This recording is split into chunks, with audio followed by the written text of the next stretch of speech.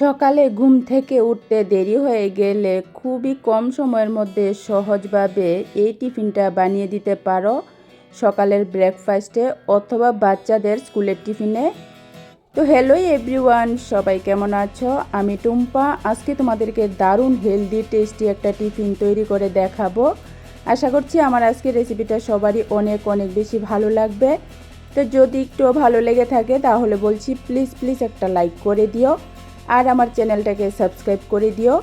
খুবই অল্প সময়ের মধ্যে কিন্তু দারুণ টেস্টি আর হেলদি এই টিফিনটা তোমরা ঝটপট বানিয়ে নিতে পারো সকালের ব্রেকফাস্টের জন্য অথবা বাচ্চাদের স্কুলের টিফিনের জন্য। তো চলো রেসিপিটা কিভাবে তৈরি করেছি দেখে নাও। প্রথমে দেখো আমি একটা মিক্সিং বল নিয়েছি। মিক্সিং বলের মধ্যে আমি ছোটো বাটি দিয়ে এক বাটি চিরা নিয়েছি। এখন এই চিরার মধ্যে জল দিয়ে চিরাটাকে ভালো করে চটকে ধুয়ে নিতে হবে। দেখো চিরাটা কিন্তু একটু ভালো করে ধুয়ে নিতে হবে। তো দেখো আমি 2 থেকে 3 বার জল পাল্টে চিরাটাকে ভালো করে ধুয়ে নিয়েছি। এখন এই চিরার সাথে দিয়ে দেব একই বাটি দিয়ে আধা বাটি সুজি। খুবই টেস্টি আর খুবই হেলদি করে কিন্তু আজকে টিফিনটা তৈরি করেছি। প্লিজ তোমরা সম্পূর্ণ ভিডিওটা দেখো, দারুণ রেসিপি। তোমরা একবার তৈরি করে খেয়ে দেখো, খুবই ভালো লাগবে। তো দেখো তারপর কিন্তু একই বাটি দিয়ে আমি আধা বাটি দই দিয়েছি। তারপর দইয়ের বাটিটা ধুয়ে আধা বাটি জল দিয়েছি। এখন দিয়ে দিতে হবে পরিমাণ মতো লবণ। তারপর টেস্ট বাড়ানোর জন্য আমি এখানে 1 চামচ চিনি দিয়েছি। চাইলে তোমরা চিনিটা বাদ দিয়েও করতে পারো। এখন সব কিছু কিন্তু একটু ভালো করে মিশিয়ে নিতে হবে। তো দেখো যে কোনো একটা চায়ের কাপ বা বাটি দিয়ে মাপগুলি সুন্দর করে ঠিক করে নিলে কিন্তু রেসিপিটা খুবই সুন্দর হবে আর খেতেও কিন্তু খুবই ভালো হবে। সব কিছু কিন্তু আমি ভালো করে মিশিয়ে নিয়েছি। এখন কিন্তু এটা ঢাকনা দিয়ে 5 মিনিটের জন্য রেস্টে রেখে দিতে হবে, যাতে সুজি আর চিরাটা একটু ফুলে নরম হয়ে যায়। তার জন্য 5 মিনিট ঢাকনা দিয়ে রেস্টে রেখে দেব। 5 মিনিট পর ঢাকনাটা উঠিয়ে দেখাচ্ছি। সুজি আর চিরাটা কিন্তু ফুলে অনেকটাই ঘন হয়ে গেছে, জলটা কিন্তু টেনে নিয়েছে আর সুজি আর চিরাটা কিন্তু একদমই নরম হয়ে গেছে। এখন এই সুজি আর চিরাটাকে নিয়ে নিতে হবে একটা মিক্সিং জারের মধ্যে। মিক্সিং জারের মধ্যে নিয়ে তারপর এর মধ্যে দিয়ে দিতে হবে একই বাটি দিয়ে আধা বাটি জল। তো দেখো যে বাটি দিয়ে আমি সুজি চিরা দই নিয়েছি সেই বাটি দিয়েই কিন্তু জলটা পরিমাপ করে দিয়েছি। আধা বাটি জল দেওয়ার পর এখন একদম স্মুথ করে পেস্ট তৈরি করে নিতে হবে। তো দেখো পেস্ট কিন্তু একদম মিহি করে আমি স্মুথ করে তৈরি করে নিয়েছি। আর এখানে খেয়াল রাখবে এই পেস্ট কিন্তু একটু ঘন রাখতে হবে, তাহলে কিন্তু নাস্তা বা টিফিনটা খুবই ভালো হবে। এরকম ঘন কিন্তু আমি রেখেছি, আশা করি দেখে নিশ্চয়ই বুঝতে পারছো। তারপর এর মধ্যে আমি 2 চিমটি পরিমাণ দিয়েছি বেকিং সোডা বা খাবার সোডা। বেকিং সোডা না দিয়েও তোমরা রেসিপিটা তৈরি করতে পারো, তবে 2 চিমটি পরিমাণ বেকিং সোডা দিলে নাস্তাগুলি স্পঞ্জি আর খুবই সুন্দর ফুলা হবে। তো দেখো বেকিং সোডাটা দেওয়ার পর কিন্তু এভাবে একই ডাইরেকশনে নাড়াচাড়া করে মিশিয়ে নিতে হবে। ব্যাটারটা পুরোপুরি রেডি। চলো এখন টিফিনটা বানিয়ে দেখাবো। টিফিনটা বানানোর জন্য গ্যাস ওভেনে আমি ফ্রাই প্যান বসিয়েছি। ফ্রাই প্যানের মধ্যে দেখো আমি অল্প করে তেল দিয়েছি। এই নাস্তা বা টিফিনটা তৈরি করতে কিন্তু একদমই বেশি তেলের প্রয়োজন হয় না, নামমাত্র তেলের মধ্যে কিন্তু তৈরি করে নেওয়া যায়। তেলটা দিয়ে ভালো করে ছড়িয়ে নেওয়ার পর এখন দেখো আমি অল্প করে ব্যাটার দিয়েছি। দেওয়ার পর এখন গ্যাসের আঁচটা একদম লোতে করে ঢাকনা দিয়ে 1 মিনিটের মতো বসিয়ে রাখতে হবে। এখানে অবশ্যই কিন্তু গ্যাসের আঁচটা একদম লোতে করে তারপর কিন্তু ঢাকনা দিয়ে রাখতে হবে। 1 মিনিট পর দেখো আমি উঠিয়ে দেখাচ্ছি, উপরটা কিন্তু মোটামুটি শুকিয়ে গেছে। এখন এটা উল্টে দিতে হবে। তো দেখো খুবই সুন্দর করে কিন্তু আমি উল্টে দিয়েছি, কত সুন্দর কালার হয়েছে। উল্টে দেওয়ার পর আরও কয়েক ফোঁটা তেল আমি দিয়েছি যাতে অপর পিঠটাও একটু সুন্দর করে হয়ে যায়। এখন কিন্তু আর ঢাকনা দিতে হবে না, 1-2 মিনিট এভাবেই কিন্তু একটু নাড়াচাড়া করে নামিয়ে নিতে হবে। তো দেখো একটা টিফিন কিন্তু তৈরি হয়েছে, খুবই সুন্দর হয়েছে। একইভাবে দেখো আমি আরেকটা তৈরি করে দেখিয়ে দিচ্ছি। কোনো রকম মশলা ছাড়া নামমাত্র তেলের মধ্যে খুবই টেস্টি আর খুবই হেলদি এই টিফিনটা তোমরা বানিয়ে সকালের ব্রেকফাস্টে অথবা বাচ্চাদের স্কুলের টিফিনে খুবই কম সময়ের মধ্যে সহজভাবে কিন্তু এটা বানিয়ে দিয়ে দিতে পারো। এই টিফিনটা যেমন টেস্টি হয় তেমনই কিন্তু হেলদি আর একদমই কিন্তু কম সময়ের মধ্যে তৈরি হয়ে যায়। তো দেখো একইভাবে কিন্তু আমি আরেকটা তৈরি করে নিয়েছি। এভাবে উল্টে দিতে হবে, উল্টে দেওয়ার পর 1 থেকে 1.5 মিনিটের মতো রাখতে হবে, তারপর কিন্তু এটা নামিয়ে নিতে হবে। একদম সহজ টিফিন রেসিপি শেয়ার করেছি, তোমাদের কাছে কেমন লেগেছে অবশ্যই কমেন্ট করে জানিও। ভালো লাগলে লাইক কমেন্ট শেয়ার করো, চ্যানেলটাকে সাবস্ক্রাইব করে দিও। একদমই সহজ আর নতুন নতুন ব্রেকফাস্ট নাস্তা টিফিন রেসিপি আমি আমার চ্যানেলে শেয়ার করি। তো দেখো এভাবে কিন্তু আমি এখানে কিছু টিফিন তৈরি করে নিয়েছি। এই টিফিনগুলি কিন্তু একদমই কেকের মতো স্পঞ্জি, নরম, তুলতুলে, জালিদার হয়।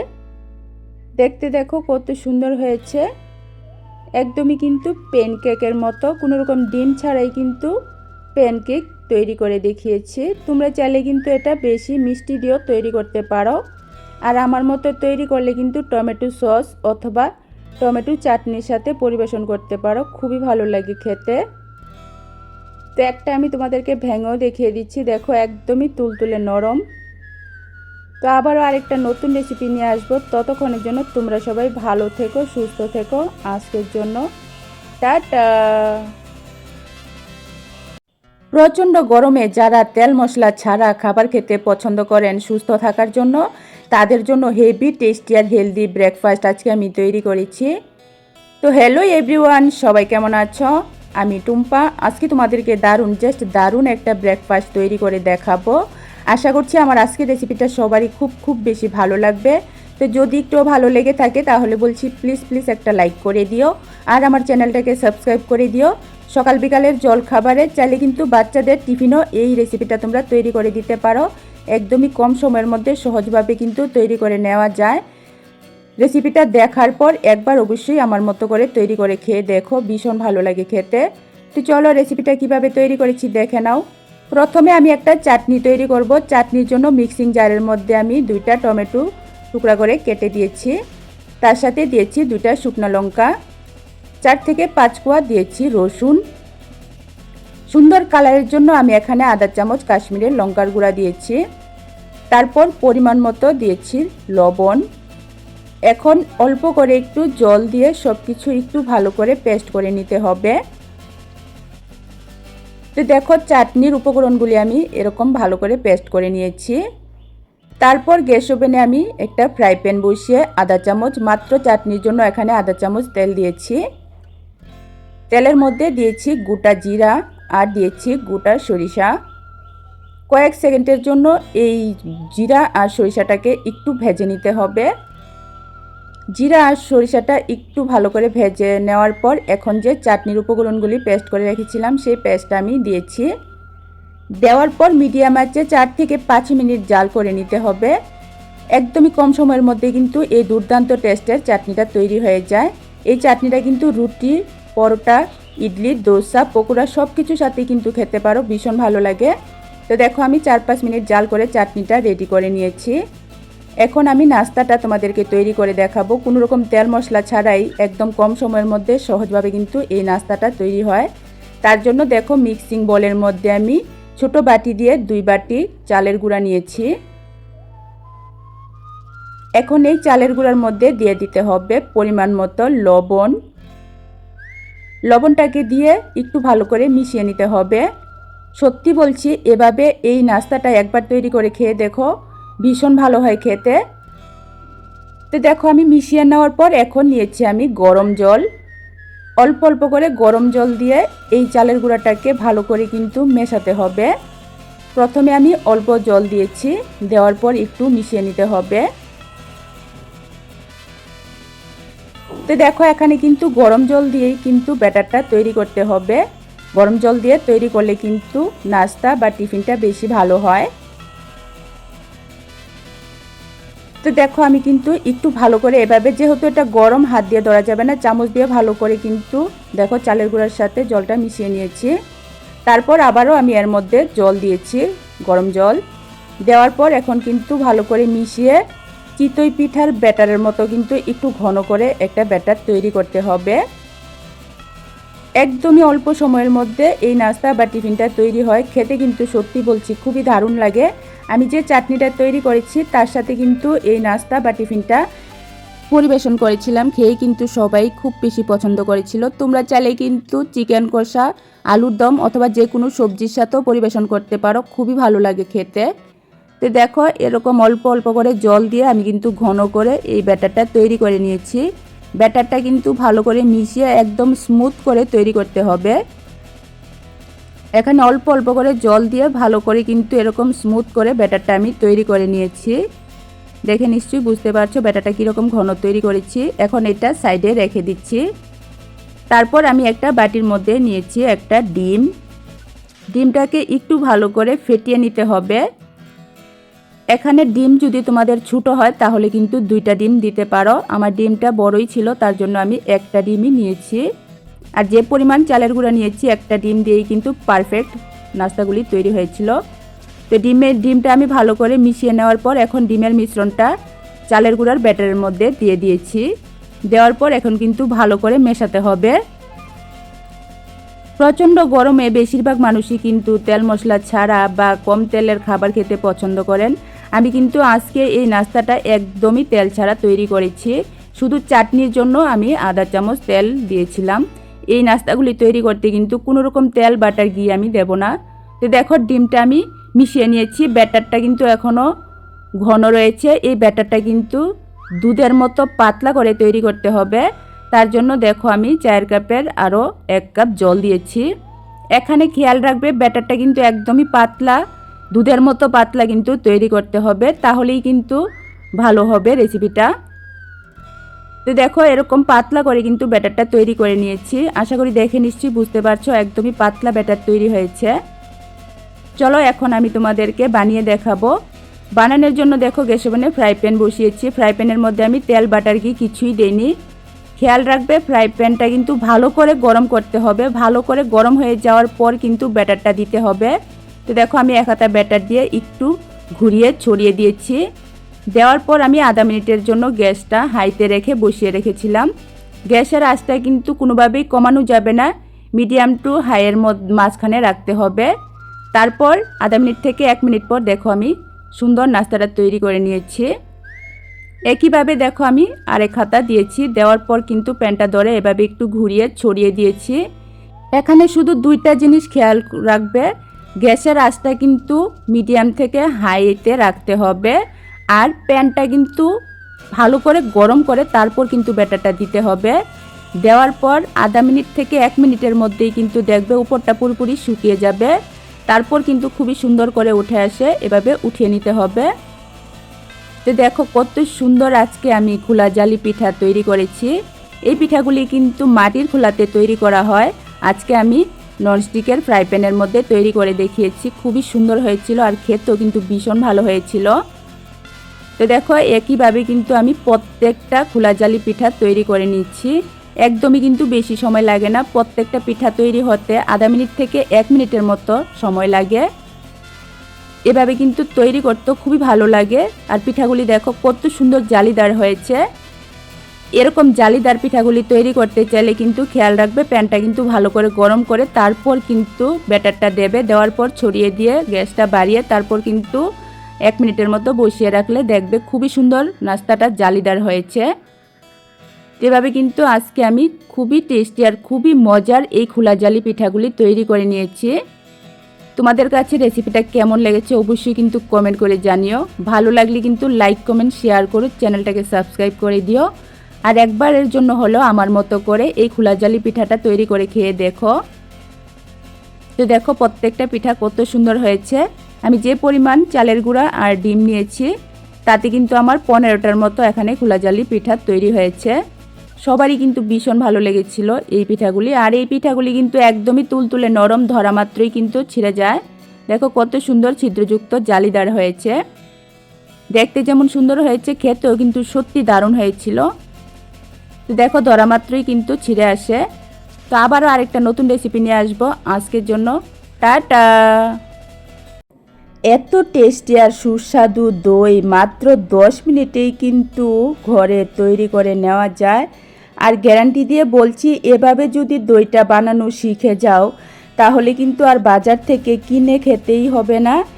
এইভাবে দইটা তৈরি করলে এত টেস্টি আর মজার হয়, মাত্র 10 মিনিটে কিন্তু তৈরি হয়ে যায়। 6 থেকে 7 ঘন্টা অপেক্ষা করতে হবে না দই তৈরি করার জন্য। তো হ্যালো এভরিওয়ান, সবাই কেমন আছো? আমি টুম্পা। আজকে তোমাদেরকে মিষ্টি দই তৈরি করে দেখাবো। আশা করছি আমার আজকের রেসিপি সবারই ভালো লাগবে। তো যদি একটু ভালো লেগে থাকে তাহলে বলছি প্লিজ প্লিজ একটা লাইক করে দিও আর আমার চ্যানেলটাকে সাবস্ক্রাইব করে দিও। তো চলো একদমই অল্প সময়ের মধ্যে কিভাবে আজকে আমি এই মিষ্টি দইটা তৈরি করেছি দেখে নাও। প্রথমে দেখো আমি একটা মিক্সিং বোলের মধ্যে 2 বাটি জল নিয়েছি। এখানে অবশ্যই কিন্তু কুসুম গরম জল নিতে হবে। জলটা হাত দিয়ে কয়েক সেকেন্ড রাখা যায় সেরকম গরম জল কিন্তু নিতে হবে। এখন যেই বাটি দিয়ে জল নিয়েছি সেই বাটি দিয়ে আমি নিয়েছি 1 বাটি গুঁড়া দুধ। গুঁড়া দুধটা দিয়ে এখন এই জলের সাথে কিন্তু গুঁড়া দুধটাকে ভালো করে মিশিয়ে নিতে হবে। জলটা যদি কুসুম গরম নাও তাহলে কিন্তু দুধটা খুব ভালো করে মিশে যাবে। অতিরিক্ত গরম দুধের মধ্যে কিন্তু গুঁড়া দুধটা মিশতে চায় না, ছাকড়া ছাকড়া হয়ে যায়। হালকা গরম জলের সাথে কিন্তু আমি দুধটাকে ভালো করে মিশিয়ে নিয়েছি। দুধটা কিন্তু খুব সুন্দর মিশে গেছে। তারপর গ্যাস ওভেনে কড়াই বসিয়ে আমি যে বাটি দিয়ে 1 বাটি দুধ নিয়েছিলাম সেই বাটি দিয়ে আধা বাটি চিনি নিয়েছি। চিনিটাকে কড়ার মধ্যে দিয়ে এভাবে একটু ছড়িয়ে দিতে হবে। এভাবে ছড়িয়ে দিয়ে অপেক্ষা করতে হবে যাতে চিনিটা একটু গলে যায়। এখানে কিন্তু কোনো জল দেওয়া যাবে না, শুধু চিনিটা দিয়েই অপেক্ষা করতে হবে যাতে চিনিটা একটু হালকা গলে যায়। যখনই দেখবে এরকম হালকা একটু গলে গেছে তখনই কিন্তু এই চিনিটাকে অনবরত নাড়াচাড়া করতে হবে। অনবরত নাড়াচাড়া করে চিনিটাকে গলিয়ে চিনির ক্যারামেল তৈরি করে নিতে হবে। আমি যেই প্রসেসে দইটা আজকে তৈরি করেছি তোমরা স্কিপ না করে সম্পূর্ণ ভিডিও দেখো। আমার মতো করে সেমভাবে দইটা তৈরি করলে আমি গ্যারান্টি দিয়ে বলছি বাজার থেকে কিন্তু আর কিনে দই খেতেই হবে না। আর ঘরে তৈরি করা এই দইটা কিন্তু সত্যি খুবই দুর্দান্ত টেস্টি হয়। তো দেখো চিনিটাকে কিন্তু অনবরত নাড়াচাড়া করে আমি গলিয়ে নিয়েছি। এভাবে চিনিটা গলে গেলে গ্যাসের ফ্লেমটা কিন্তু কমিয়ে দিতে হবে, তা না হলে কিন্তু ক্যারামেলটা পুড়ে যাবে, তাহলে তিতা হয়ে যাবে খেতে। গ্যাসের ফ্লেমটা কমিয়ে দিয়ে আরও একটু সময় নাড়াচাড়া করে এরকম একটা সুন্দর কালার করে নিতে হবে। এরকম কালারটা হয়ে গেলে এর থেকে কিন্তু বেশি কালার করা যাবে না। এরকম কালারটা হয়ে গেলে এর মধ্যে দিয়ে দিতে হবে একই বাটি দিয়ে 1 বাটি জল। জলটা দেওয়ার সাথে সাথেই দেখবে ক্যারামেলটা কিন্তু জমাট বেঁধে গেছে। এতে সমস্যা নেই, আস্তে আস্তে নাড়াচাড়া করতে করতে দেখবে ক্যারামেলটা জলের সাথে মিশে যাবে। কোনো চিন্তার কারণ নেই, এভাবে দেখবে মেশাতে মেশাতে ক্যারামেলটা কিন্তু জলের সাথে খুব সুন্দর করে কিন্তু মিশে যাবে। তো দেখো কয়েক সেকেন্ডের মধ্যেই কিন্তু ক্যারামেলটা জলের সাথে মিশে গেছে। এভাবে যখন ক্যারামেলটা জলের সাথে ভালো করে মিশে যাবে তখনই কিন্তু এর মধ্যে দিয়ে দিতে হবে তৈরি করে রাখা গুঁড়া দুধটা। তো দেখো যে দুধটা আমি তৈরি করে রেখেছিলাম সেই দুধটা কিন্তু আমি সম্পূর্ণ দিয়েছি। দেওয়ার পর সুন্দর একটা ফ্লেভারের জন্য আমি এখানে 3টা এলাচ দিয়েছি। তোমরা চাইলে এলাচটা বাদ দিয়েও করতে পারো যদি পছন্দ না হয়, তবে এলাচটা দিলে কিন্তু খুবই সুন্দর একটা ফ্লেভার হয়, খেতে ভীষণ ভালো লাগে। এখন গ্যাসের আঁচটা মিডিয়ামে রেখে অনবরত নাড়াচাড়া করে দুধটাকে কিন্তু একটু ঘন করে নিতে হবে। এখানে কিন্তু আমি 3 বাটি জল ইউজ করেছি। প্রথমে দুধ গুলার জন্য 2 বাটি জল, তারপর ক্যারামেলের মধ্যে কিন্তু আমি দিয়েছি 1 বাটি জল, সর্বমোট কিন্তু আমি 3 বাটি জল ইউজ করেছি। এখন এই দুধটাকে কিন্তু জাল করে ঘন করে 2 বাটি করে নিতে হবে। তো দেখো অনবরত নাড়াচাড়া করে দুধ কিন্তু গুঁড়া দুধ কিন্তু ঘন হতে বেশি সময় লাগে না। তো দেখো দুধটা কিন্তু আমি 2 বাটি করে নিয়েছি, এখন নামিয়ে ঠান্ডা করে নিতে হবে।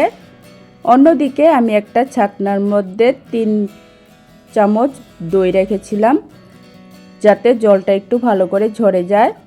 দইয়ের জলটা ভালো করে ঝরে যাওয়ার পর এখন এই দইটাকে আমি বাটির মধ্যে নিয়েছি। নেওয়ার পর এভাবে কিন্তু একটু ফেটিয়ে নিতে হবে।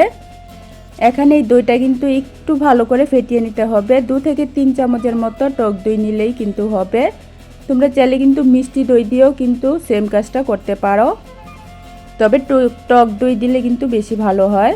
তো দেখো আমি একদম ক্রিমের মতো দইটাকে ফেটিয়ে নিয়েছি। তারপর দুধটা যে জাল করে আমি ঘন করে রেখেছিলাম সেই দুধটা দেখো ঠান্ডা হয়ে গেছে। হাত দিয়ে ধরা যায়, কয়েক সেকেন্ড আঙ্গুলটা রাখা যায়, সেরকম কিন্তু গরম রাখতে হবে দুধটাকে। তারপর এখন এই দুধের থেকে আমি 1 হাতা দুধ নিয়ে দিয়ে দেব দইয়ের বাটির মধ্যে। এভাবে প্রথমে অল্প দুধ কিন্তু নিয়ে দইটার সাথে একটু ভালো করে মেশাতে হবে। তো দেখো আমি প্রথমে 1 হাতা দুধ দিয়ে কিন্তু দইয়ের সাথে ভালো করে মিশিয়ে নিয়েছি। এভাবে অল্প দুধ কিন্তু প্রথমে দইয়ের সাথে মিশিয়ে নিতে হবে। তারপর এখন মিশানো হয়ে গেলে দুধের মধ্যে দিয়ে দিতে হবে। প্রথমে অল্প দুধ দইয়ের সাথে মিশিয়ে তারপর বাকি দুধের মধ্যে দিয়ে দিলে কিন্তু ভালো করে মিশে যায়। এখানে খেয়াল রাখবে দুধটা যাতে হালকা গরম থাকে। একদম ঠান্ডা হয়ে গেলে বা অতিরিক্ত গরম থাকলে কিন্তু দইটা ভালো হবে না।